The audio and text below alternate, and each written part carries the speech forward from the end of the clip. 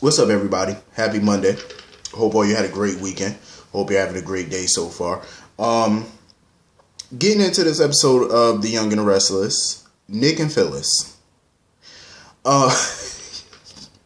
So Nick and Phyllis are at the hotel or whatever, in bed. You know, they're just trying to figure out their relationship. Like, what they're going to do next. Like, they're just trying to figure out the next step. They're trying to examine whether they should be in a serious, full-blown relationship, or is it just sex between them. Phyllis, feels like, she's cautious getting back together with Nick because she feels like, he might hurt her again. And she also feels like, she might do something to screw up their relationship again. I mean, I will say, I can't say that their breakup was all Phyllis's fault, and I can't say it was all Nick's fault. I mean, look at their first marriage. Look at their second marriage. The first marriage, a lot of it was Nick, the first marriage, because he was still in love with Sharon. The second marriage, that was all Phyllis. That was all Phyllis. Because I believe at the time, Phyllis was being blackmailed by that doctor. I think his name was Tim. Correct me if I'm wrong. But she was being blackmailed by him for the hit and run on Paul and Christine back in, 94, 95? And he wanted, I think, $1 million, $2 million or something like that. And of course, Phyllis didn't have that kind of money, so she had to take it from Summer's trust fund that Victor, I guess, set up for her. I think the guy ended up dying or something like that, and I think she got Kevin to help her cover it up by rolling him up in a rug or some mess like that. It was just a whole lot of mess back then. I think that was like around 2012. So it's been hurt on both sides, plus recently Phyllis, turned state's evidence and she testified against Nikki, Sharon, Victoria, and sent them to prison. So it's just been a lot of mess. So I can understand why they're both hesitant to get back together with each other, because it's been hurt on both ends. Here's my thing. Here's my opinion. I'm not a big fan of Phyllis and Nick getting back together. I'm not a fan of it at all. I just don't see no romantic spark between them. I never have. I don't see no romantic chemistry between them. There's just nothing romantic about them together. To me, it's just all sex. Every time you see them, they're just in lust. That's not love, it's lust. Do I think they care for each other? Of course. I think they care about each other, but I just see nothing but sex, nothing but lust. That's all I see. Even in their first marriage, I feel like when they first got married back in, 2007, their marriage only lasted like 3 years. And I feel like even during that marriage, there was no romantic chemistry between them. It's always been Sharon for Nick. I feel like Nick has always been in love with Sharon. He always will be in love with Sharon, no matter who he's with, no matter who she with. That's going to be his true love. Look how long they were married. They built a family together. They built a life together. And after Cassie died, Nick did do Sharon dirty by cheating with that skank, Phyllis. I just feel like the only reason Nick married Phyllis in the beginning was because of Summer. That's the only reason. I just see nothing romantic about them at all. And I'm just giving my honest opinion. Now, I know it's probably a lot of people out there that are fans of, Fick or whatever, Phyllis and Nick. More power to you. If you're fans of them, kudos to you. But me, I would never be a fan of them as a couple. Never. I've been watching this show for some years too. And I can tell you, anytime they were together, I was never a fan of it, because I just don't see a spark. There's nothing that says love about the two of them. It just says sex, sex. That's all it is with them. And I wouldn't trust Phyllis anyway, because she's going to do something to screw it up, or Nick is going to do something. Either way, they're going to screw it up. One of them or both of them are going to do something dumb, and they're not going to last that long, because their relationship never does. Look how long he was married to Sharon. Look how long he was married to Phyllis. 3 years he was married to Phyllis the first time. Second time, that marriage barely lasted a year. The second time him and Phyllis got married. So it never lasts with them.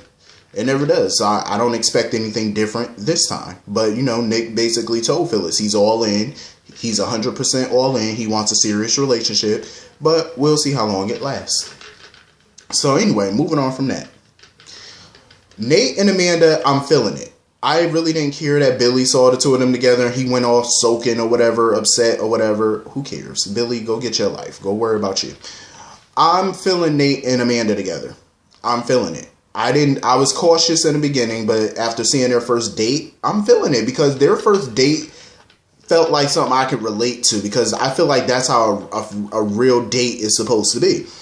They were just enjoying each other's company. They went out, had a good meal, and they had real conversation, really trying to get to know each other. It's not no BS ass conversation. They really got down and dirty into the thick of things. Like, they were asking some really juicy, good questions to really get to know each other. Like, what's your favorite movie? People don't even ask that question no more. It felt like a real date. Like, I have not seen anybody on a real date in so long. I'm like, I was just talking about that with a friend of mine not too long ago. I'm like, do people even still go on dates?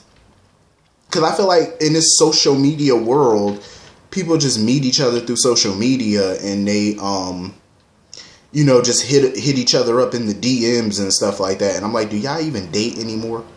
Like, go on a proper date. Get a little dressed up, dressy casual, whatever you want to call it. Go out to dinner, go to a movie, and really get to know each other. And that's what I feel like Nate and Amanda did. They really got to know each other. Like, she found out that he was on the swim team, that he was a competitive swimmer. Then they talked about favorite music. They talked about vacation spots, food. What's the most reckless thing you've ever done? Like, they were asking some really good first date questions. Like, really, trying to genuinely get to know each other. I freaking loved their date. I thought it was cute. I thought it was nice. And it just felt relatable. And, whoever wrote that scene, kudos to you. Because I felt like that was real. That was a real moment with them. And then, they moved on, from there, from the restaurant. They went to dinner. Then they went to the bar to have some drinks. Really got to know each other. And, they had their first kiss. I freaking like them together. I love them together. I see the chemistry between them. I know some people was like, oh, they could go for Billy and Amanda. I'm sorry, but no. I feel like Billy jumping from relationship to relationship, like he just got out of a relationship with Victoria. Now is not the time for him to be dating nobody. Now is not the time. It's really not. Billy is too toxic. He's just toxic. And I feel like the chemistry between him and Amanda is not as strong or there as her chemistry with Nate. And I feel like they would be wise to keep her with Nate. Like, that first date that she had with Nate, she couldn't possibly have something like that with Billy. I'm sorry, but no. Billy is just too reckless. He's too toxic. He has too much baggage. I feel like it just wouldn't work. No, they're better off keeping Nate and Amanda together because they look better. Their rapport is better. I think that's the couple right there. Just my personal opinion. So anyway, moving on from that. Billy and Lily, the partnership continues. So Billy comes back to the office, putting, doing golf or whatever, playing his little golf or whatever. Looking over Lily's shoulder, getting on her nerves, trying to see what she's doing. Instead of going to his own damn office and worrying about his own work. So he basically sitting there getting on her nerves, and Lily just basically checked him. She was like, so basically you're at the office because you ain't got nobody to go home to and you're bored. That's why you're here. And I'm like, exactly. Why else would he be at the office? Because you're not doing any work. You're just sitting there playing golf. You're not even doing any real work. So obviously that means that you're avoiding going home because you're going to be going home to an empty house. That's really what it is. Then Billy starts talking about business or whatever, talking about they need to snatch up hashtag or whatever. Hashtag, that news company. I think that was the company that Scotty Granger started. Lauren's son. He started it when he was over at Newman. And I think Victoria or somebody sold it to him, I think, if I remember correctly. I think they signed it over to him or whatever, and he ran it as an independent.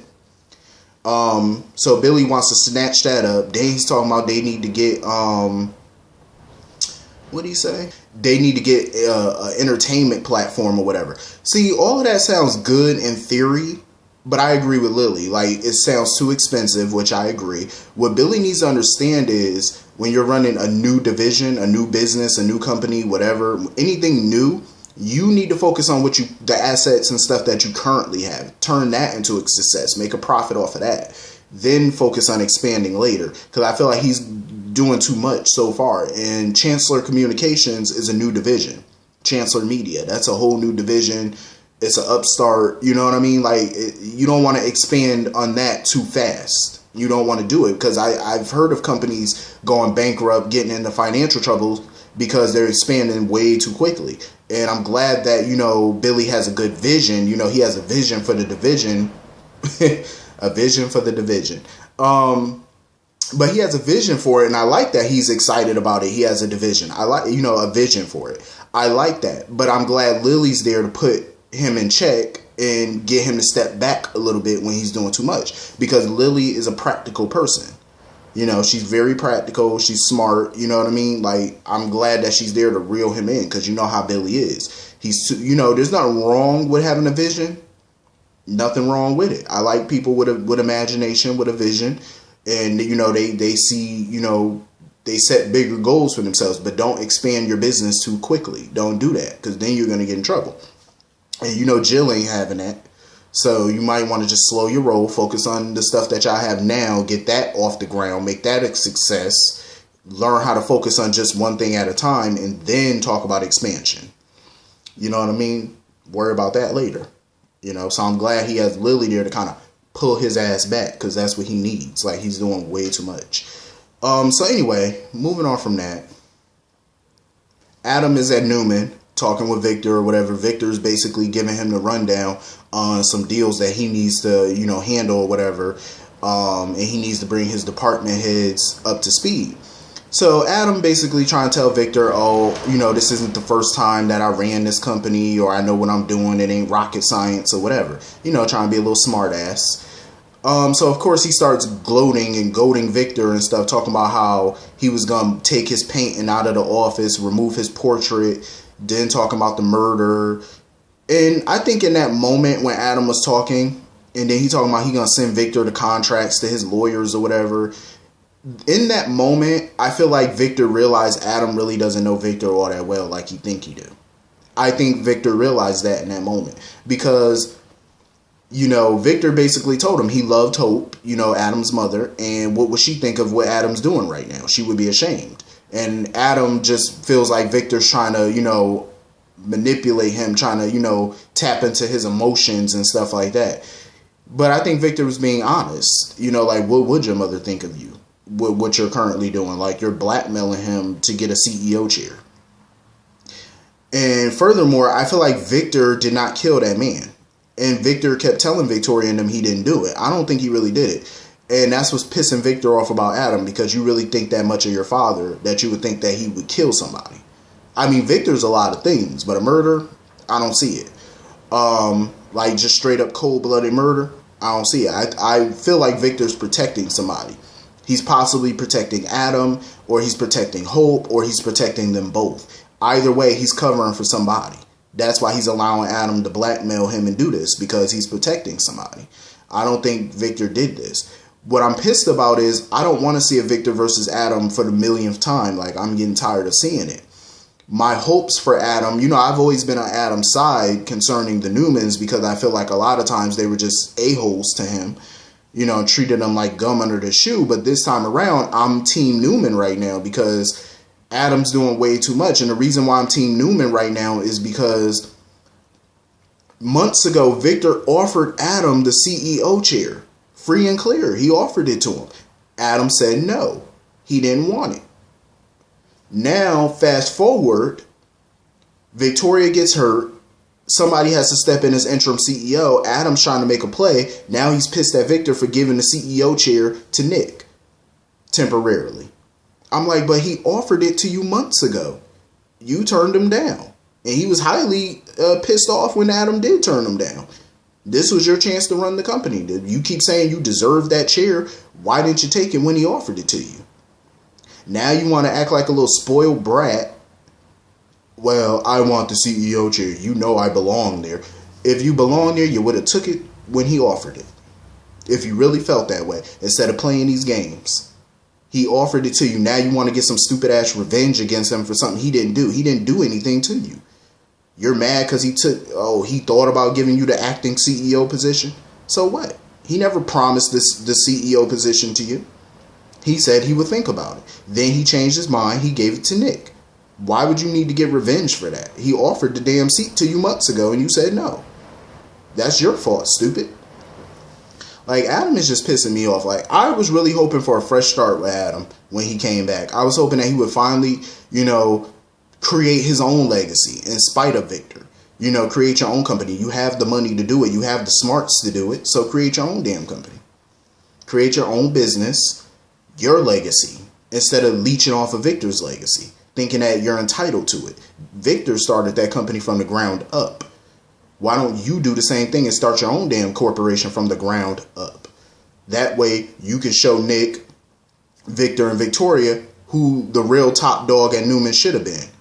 That's how you handle that. This little petty ass revenge that you're trying to do just to steal out a company that's not even yours or that you're entitled to, it makes you look stupid. It makes you look dumb. And then when Adam sits behind the chair, behind the desk at Newman, he looks dissatisfied, like he's not all the way satisfied with what he's done. Nor should you be, because it's a hollow victory and he knows it. Because Victor's taking this thing graciously. And I think, Adam expected a bigger reaction out of Victor, a bigger reaction from Victoria.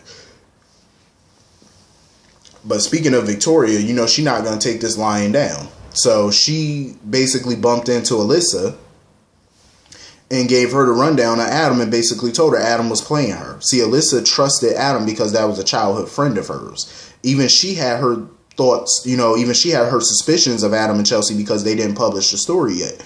But, Adam, he placated, he just basically rubbed her in the head like a child and told her, I'm just working on this, working on that. We're going to get to publishing the story or whatever. Basically, playing her. And she was pissed when Victoria gave her the rundown because she was upset because her friend, who she thought was her friend, was playing her. And she told Victoria that Chelsea was in on it too. So Victoria basically wants Alyssa to, sit on this for a little minute until Victoria could come up with a plan to shut Adam down. Like, don't go rushing over there, because that's what Alyssa wanted to do. She wanted to confront Adam and, let him know about himself. But Victoria said, no, sit on this for a little second until we make our move. Because she's going to come up with a plan to shut Adam down and get her seat back at Newman. Honestly, I don't blame Victoria because Victoria has worked her ass off for quite some time at Newman Enterprises. And for Adam to come in and, blackmail and swoop in, and steal her chair, her title and stuff, that ain't right. Especially the way he did it. And you played and manipulated a friend to do it. And now you got to worry about Alyssa and Victoria on your ass. And that's not a good thing. Because Victoria, she's just as much like Victor as Adam is. So that's the wrong side to be on. You do not want to be on her bad side and Victor's bad side. Because the two of them combined, and now you got Alyssa. Not good. Not good at all, because Victoria about to make her move, and hopefully it's a good one. But anyway, this was a pretty good episode. I actually enjoyed it. I know some people say it's boring or whatever, but it was decent compared to other episodes. This was actually pretty decent. It was solid. I mainly like the Nate stuff, the Nate and Amanda stuff. I was enjoying that. So anyway, hit the comment section. Let me know what y'all thought about this episode, and I will see you all later. Have a good day. Peace.